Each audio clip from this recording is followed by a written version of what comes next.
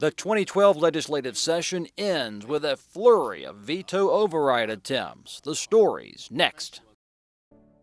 Quality public television is made possible through the financial contributions of viewers like you, who invite you to join them in supporting UNC-TV.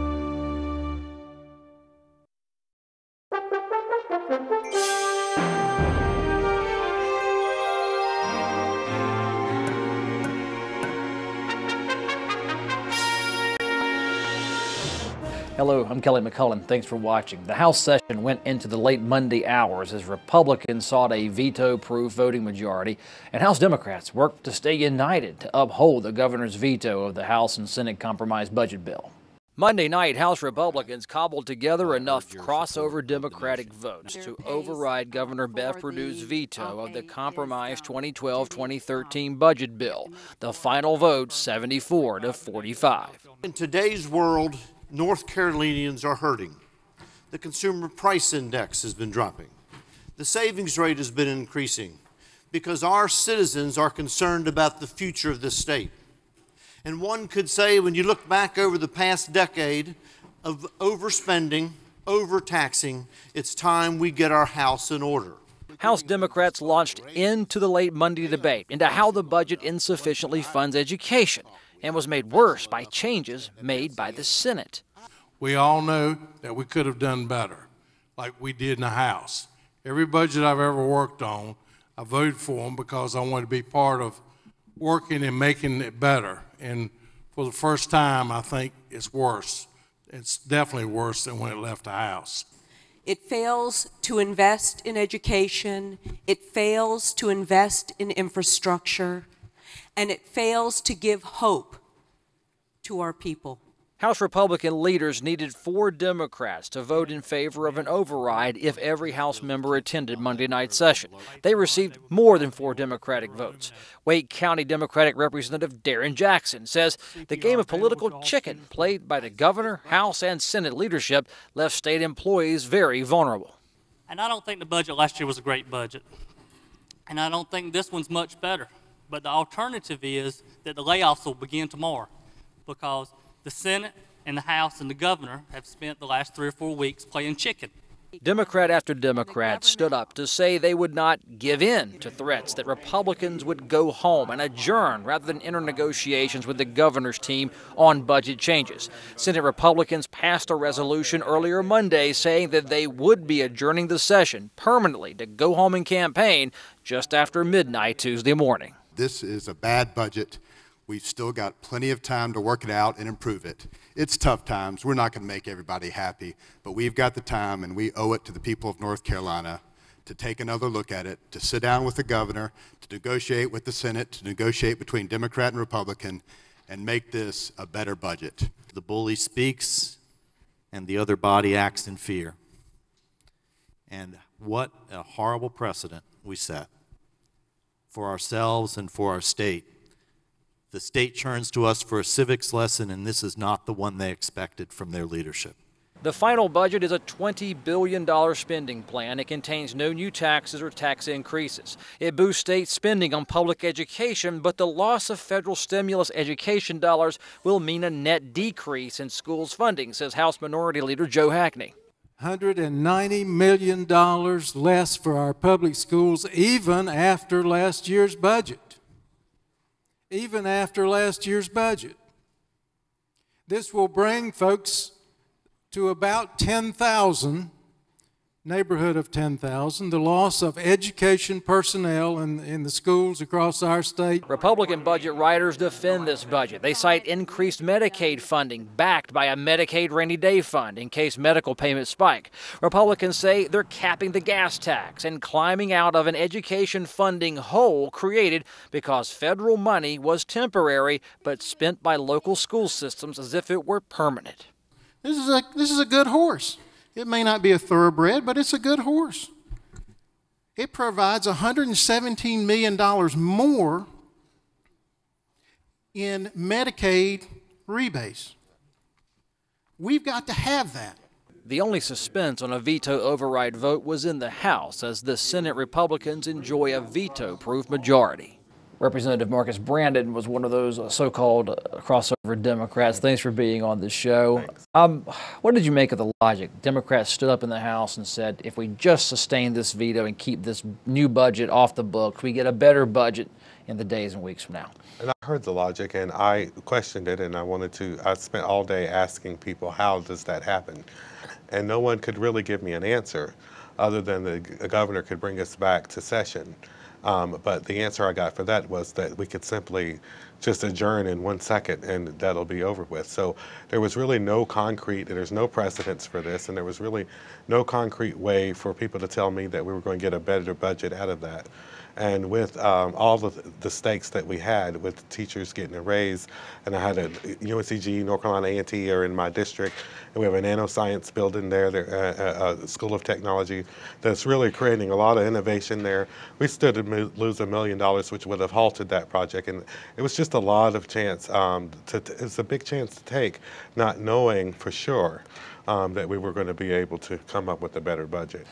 For how many of your colleagues was there a real worry about the local impact, because you represent that portion of Guilford County that you just mentioned versus a party caucus that had to stay united to give it a shot at influencing a possible budget deal outside of the one that was passed?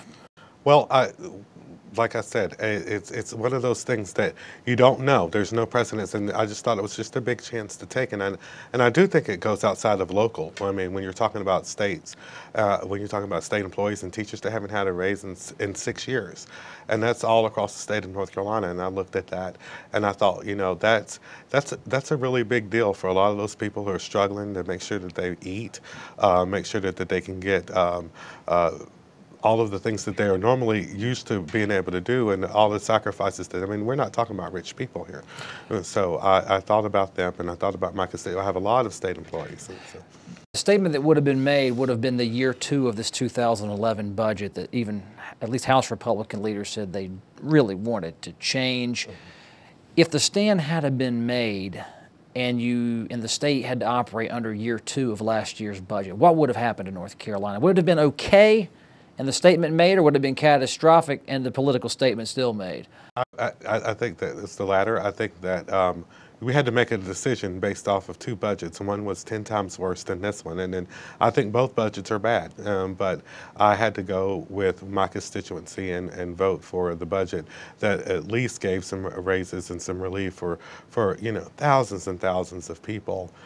Make sure that my region was taken care of in terms of what we're trying to do there, and create those type of jobs. And at the end of the day, I always say that I came here to represent my district first. And I will go to sleep tonight very well knowing that the decision I made today, I had those constituents in the forefront of my mind. Your caucus meetings for the parties are always closed door to the general public and certainly to the media. But what happens in the environment when there's 6 of you walk in there and you voted against the caucus and you voted against the governor? That's at least what they'll say to you for doing this. How does that work behind the scenes? Well, it's one of those things. I think that it's new for everybody, and of being in the minority, and it's a tough position. This was a tough vote. I'm not going to say that this was an easy vote. It's a tough vote. These are my colleagues, are my heroes. Many of them, I knew them before they even knew me, and I have a tremendous amount of respect for them. But at the end of the day, I have got to represent my constituency before I represent the Democratic Party, and that's what I came here to do. And I'm a Democrat all day, and proud to be one. But my electorate sent me here to represent them, and that's what I do. Representative Marcus Brandon, I appreciate you coming on the show. Big, tough vote on this budget bill, and I appreciate you going public. Explain why you cast that vote you did, because certainly people will be reading your name and others as this budget takes effect. Well, I appreciate you for giving me the opportunity to explain. Thanks a lot. Governor Perdue vetoed 2 bills that would fundamentally change the Racial Justice Act during the 2011-2012 legislative session. One of those vetoed bills stayed dead, but the other survived a supermajority vote, and Titan condemned inmates' ability to escape death row by claiming jury bias at their trial. A second Republican attempt at repealing or fundamentally changing the Racial Justice Act succeeded when the House voted 72-48 to override Governor Perdue's weekend veto. It's time to go forward with real justice. That is, justice that considers the fact that race may have played a part and has all of those 3 remedies still available, but does not rely on statistics alone from other places, other times, other actors, other defendants. The previous Racial Justice Act allowed death row inmates to argue that racial bias played a role in their prosecution and capital punishment sentencing. Defense attorneys were using statistics to make these cases, and in one instance, a judge did determine that juries throughout all of North Carolina systematically exhibit racial bias in capital trials. That ruling took one inmate off death row to serve a sentence of life in prison without parole. This new Racial Justice Act prevents such wide-reaching generalizations of jury decisions. Permitting a judge to search for the truth using whatever tools are available, including statistics, is an eminently reasonable thing to do. No part of this bill requires a judge to use statistics at all. The new Racial Justice Act limits the data research to the prosecutorial district or county where a jury's alleged racial bias is being argued. It also places strict time limits within which this data can be collected. Republicans had the override voting majority, so they said little on the House floor, but Democrats made the case for leaving the Racial Justice Act alone. In our court system, racism is alive and well. And if we vote to override the governor's veto, we will be voting to allow knowingly that racism in jury selection and in our criminal justice system is okay with us. The case and the issue that we raised today is very real. Most of the people on death row deserve to be on death row, and most of those people should lose their RJA cases if they filed them, because race didn't play a part. But it did play a part in some, and every one of us in the criminal justice system knows that. The revised Racial Justice Act will still allow inmates to make bias claims. It will still give judges the power to determine if bias existed in a capital trial, and still leaves open the option for condemned inmates to see their death sentences changed to life without parole. It takes effect immediately and covers inmates convicted in the past as well as those yet to be convicted. Governor Perdue's veto of the Energy Jobs Act killed that particular bill that would have established guidelines for onshore and offshore energy exploration. But Senate Republicans tried again with a new bill this legislative session that overcame a second gubernatorial veto to become state law this week. House Republicans curbed debate late Monday night on the Senate's 2012 version of energy exploration legislation, allowing only the House Majority Leader and the House Minority Leaders to speak. The bill will establish a board to set oil drilling and natural gas fracking policies. Property owners would receive an established royalty rate for gas extracted off their property. Exploration companies would be liable for groundwater contamination, but Democrats say this bill still falls short on protecting North Carolinians. We are not ready to develop the rules or to authorize fracking in North Carolina.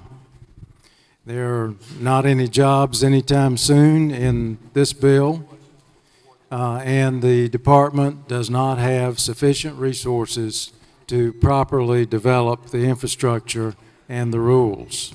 Senate Bill 820 will not allow fracking or drilling, just set the possible rules should energy companies choose to seek permission to extract fossil fuels in North Carolina. Separate legislative action is needed to allow drilling of any sort. 1947, since then 2.5 million wells. The sky will not fall. We'll be able to develop our natural resource normally. The fracking bill veto override completes a 3-bill sweep of legislation the governor had vetoed just days ago. Some recent reports are out suggesting there are not as many gas deposits underground in North Carolina as first assumed, and that's raising some questions as to whether companies would ever choose to drill here. But Republicans say the state won't know the possibilities or feasibility of drilling and fracking until this issue is studied more closely. Late session vetoes and veto overrides dominated late last week into this week, but the 2012 legislative session covered many topics we review for you tonight. The 2012 legislative session began with Governor Bev Perdue releasing her budget proposal, where she called for veterans assistance and higher education funding through a new partial penny sales tax increase. is all about investing in our future. And today, I'm going to underscore 3 priorities: investing in education, investing in jobs, and standing up for those who have served our nation. House and Senate Republican leaders were quick to answer that any new taxes would be off the table. The GOP said their compromise budget would boost state funding of public schools without any new tax revenue. The cuts that they already made last year. They've already been made. So we're just saying you're not going to have to make any further cuts this year. State funding does increase for public schools, but the Democrats say the loss of federal education money, which expires this summer, means public educators will struggle again more this year than the previous school year. As our school population increases, we are reducing the number of school personnel teaching our children in K-12 in a world that is exceptionally competitive, where we need to have every person we can working as hard as we can to educate our children. And it's a matter of what choices did they make. Elementary school education policy will shift in the state budget towards increasing reading comprehension. The $26 million plan includes requirements that students read at grade level by the end of 3rd grade or take summer reading camp and even be held back for a grade. School campuses will be graded on an A through F letter scale. Senate leaders made clear that elementary school literacy is their 2012 education policy. We're playing politics with kids' education. And that's what we're trying to get away from. We're trying to give them a sound foundation to move forward. Now, we sit around here and nitpick this damn thing all day long. But we know the train's moving, and either we get on or we lay in front of it. The budget includes pay raises for all state employees and retirees, increases Medicaid funding, while creating a $100 million Medicaid rainy day fund should expenses spike unexpectedly in 2012 or 2013. I think everybody recognizes this is a problem where we need to take the politics off the table and just deal with the fundamentals of budgeting. Changes made to win crossover Democratic support for the budget bill veto override did not change the fundamentals that are written into this GOP-authored budget bill.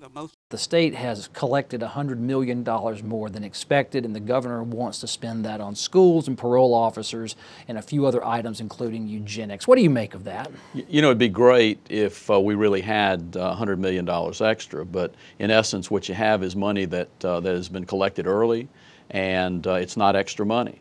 It's money that if we decide to spend it, it's just going to throw us that much further behind next year. It's sort of like collecting. Somebody owes you money and you collect it in this month, but you weren't expecting it until next month. You spend it this month and you don't have the money to pay your bills next month. It's not a good thing. It's the sort of thinking that got us into the $2.5 billion hole to begin with. We've got to stop this sort of thing. We're also hearing the economy is getting better, so you don't think it'll be $117 million better by the time you would need that money next year? I don't know, and that's part of the problem. I mean, for us to sit here and on a wish and a hope go ahead and spend that kind of money, we'll end up possibly in a problem. And the only thing I can do is depend on the recommendation we get from our nonpartisan fiscal staff.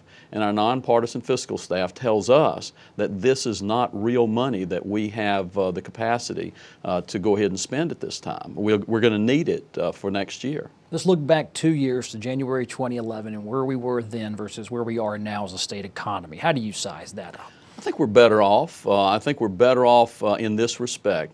You have a state budget that is balanced. You have a state budget that's been balanced by reducing the taxes on the private sector, by letting people keep more of their money.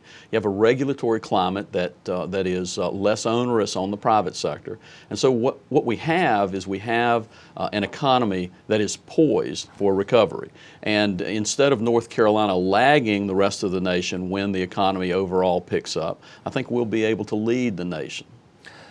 On the economic front, you've heard school teachers and public educators just be the brunt of all the topics rhetorically going back and forth. You increase state money going towards education, but so much federal money is expiring that, from what I can see, it does create a deficit net-wise. Why couldn't the state come up with that extra money, or would that be irresponsible to the other facets of the budget you're tackling, like Medicaid or transportation or some other aspects of the budget? Well, first of all, one of the reasons that there's a lot of talk about educators and about funding for education is, remember, most of the money that the state spends goes to education. So it's going to be the topic of discussion. But one of the real issues that we've been dealing with is the federal government had a program. That program was to provide monies for the states. We don't think that it's appropriate for the federal government to step in and say we're going to provide money on a short-time basis, and then when the federal money dries up and they don't continue the money, then the state taxpayers have to pick up the slack.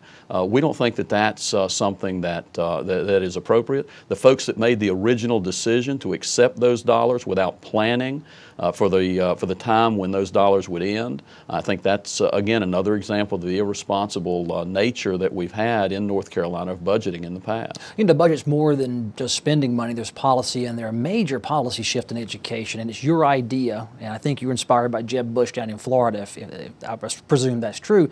Kids are going to have to read by the end of third grade at third grade level, go to summer camp, or be held back. What's that going to do tangibly across this state? Well, you know, Kelly, we were inspired by the need for improvement in our public schools. We were inspired by the need to make sure that our kids know how to read, because if they don't have that skill, then their ability to learn is significantly impaired. So what we did is, and one of the great things that we've done in this year's budget is we adopted a new program that helps ensure that kids know how to read by the time they finish the third grade. And if they don't, we get them the help that they need, including the possibility of retaining them in the third grade if they're not reading on grade level. Would that affect kids next year in third grade if they hadn't got a good education, hadn't had a real literacy focus? Do they stand to fail versus kids who come in 3 years from now when you know what the policy is going to be, and it will be a mature educational policy? Well, you've got to start somewhere, and of course we'll start with this program, and it will provide our kids with an opportunity. If we'd started it 3 years ago, obviously we'd be 3 years down the road. So yeah, there are going to be some situations where in the first year you're going to be dealing with some circumstances where the kids have not had the extra help in kindergarten, in the first grade, and the second grade. But we'll provide them with the extra help that they need if they're unable to read. Do you expect many more kids, thousands of kids, hundreds of kids, to be declared failing and therefore flunk the third grade because they can't read? How do you handle that? Because we're not used to seeing an increase in flunking. Well, here's the issue. I think you'll see more kids retained in the third grade, but here's what we're dealing with. Currently, about 40% of our third graders are not reading at grade level at the end of the third grade. We only retain somewhere around 2%, maybe as many as 3%. And we don't know that those retentions, that 2 to 3% retention level, is because they can't read. It could be for other reasons. We are cheating those kids, and we are failing to do what we need to do by passing them along to the fourth grade, then the fifth grade, then the sixth grade without the skill that they need in order to learn. Looking to 2013 in the long session, what didn't get done or what just got the first public airing that will be picked up when you return in January? Well, there are a couple of things that we expect to continue to move forward on. One is education reform. We intend to continue to do things that will improve our public schools. We intend to do that. The other thing is we started this session dealing with the creation of a whole new sector for the economy in North Carolina, an energy sector. And we are intending to continue to move forward with that effort. So we're excited about that. The third thing that is important for us to do as we go forward is we've got to modernize our tax code, and we expect to be able to do that in the 2013 session. Senator Berger, thank you so much. Thank you, Kelly. Lawmakers were forced to change the brand new anti-involuntary annexation law. A judge ruled earlier this spring that the current law was unconstitutional because property owners could stop annexation by signing a petition, but non-property owners were shut out of any decision making. The new law ends the petition requirement and allows every registered voter who lives within an area facing annexation to cast a ballot in a local referendum. I think it is fair that all those residing in an area would have a voice and opinion. I mean, you know, when we drafted our Constitution of the United States of America, while at that point in time vested landowners had a right to participate, I think we very quickly realized that there were a lot of people who were not vested homeowners that live within the confines of an area that need to be able to voice their opinion. Lawmakers and the governor crafted a new deal with the Cherokee Nation on new gambling options for the casino. The 30-year gaming compact will allow live card dealing at Cherokee. It's estimated the live games could create up to 400 local new jobs and up to $90 million in state revenue. And this bill basically, for the most part, exchanges a machine for a person with a job. It creates economic development. It brings in excess of 1 million more tourists a year to North Carolina that will spend money for other reasons. We're getting ready to make a major change in the gambling laws in North Carolina, and gambling is going to be expanded in ways that we never would have dreamed of just a few years ago. Eugenics compensation was a big issue for House Democrats and House Republican leaders. Both proposed a $10 million fund that would issue payments to still living eugenics program survivors. Senate budget writers would not agree to the deal, and the program wasn't funded in the budget. The 2012 session included a veto override of a college loan bill. The bill, which is now state law, will allow community college boards to opt out of a once mandatory direct college loan program. Supporters say when students default, the federal government punishes the college campus. Opponents say low-income students need access to these loans. With that, we close a great season of North Carolina Now Legislative Week in Review. The Leg Week team will be online every day at facebook.com/legweek. So if you have questions or comments about state politics, even the campaign season, visit there. We'll personally check that page and love discussing the issues with you. Thank you so much for watching this season.